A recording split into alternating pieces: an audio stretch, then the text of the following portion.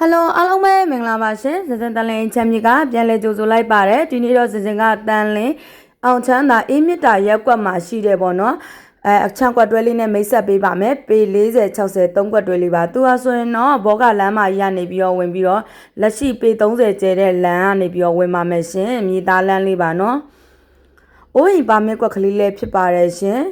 သူကကြတော့ဟိန်လူမဲတော့အကြောင်းနဲ့လဲနီးပါတယ်ရှင်ချန်လေးရဆိုတော့လက်ရှိမြင်နေရတဲ့လမ်းမကြီးပေါ်မှာတည်ရှိတဲ့ဒီ3ကွက်ပါနော်40 60 3ကွက်တွဲဖြစ်ပါတယ်40 60တကွက်နဲ့3050ကိုညှိနှိုင်းစည်းလေးနဲ့ရောင်းပေးမှာပါနော်ဟိုဘက်ဒီဘက်ကွန်ကရစ်လမ်းမကြီးပေါ်ကိုတဲဖောက်ထားတဲ့ဒီလမ်းအတိုလေးကတော့မြေသားလမ်းလေးပါရှင်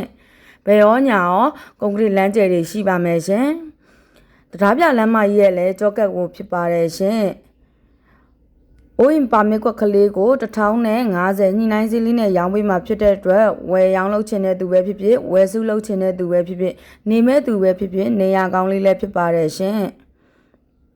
တကယ်လို့ဒီ channel လေးတွေကိုစိတ်ဝင်စားတယ်ဆိုရင်တော့ဇင်းရဲ့ဖုန်း39ကို09439223ခွန်တို့ဆက်သွယ်မေးမြန်းနိုင်ပါတယ် CB ကနေလည်းအသေးစိတ်လေးလာရောက်မေးမြန်းနိုင်ပါတယ်ရှင်ကြည့်ရှုသူတယောက်ချင်းတီကိုအားလုံးကျေးဇူးအထူးတင်ရှိပါတယ်ရှင်